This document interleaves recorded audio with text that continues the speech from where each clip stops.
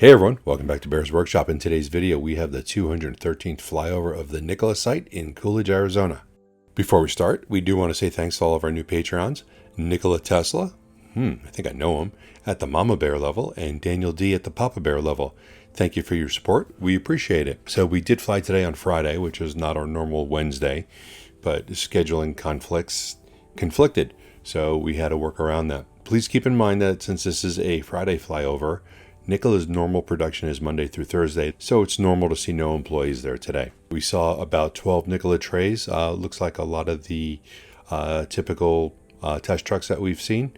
So we don't think we saw anything new, but we didn't go in and examine each and every one of them. We noticed that there was a large increase in the number of cabs. We're at 117. The frame count is sitting at a hefty 39. The construction phase 2 building expansion is moving along. We can see more holes dug for the footings.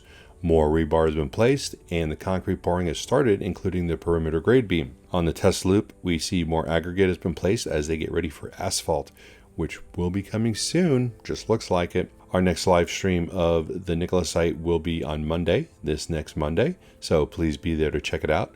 Next episode of Fast Charging with B&B will be next Tuesday at 4 p.m. Pacific, and then we'll be live streaming the Lucid site next Wednesday, hopefully, as long as everything goes to plan, at around anywhere between 1 and 3 p.m. Pacific. Just look for that on Twitter. We hope you enjoyed this video, and if you do like it, please hit that thumbs up button.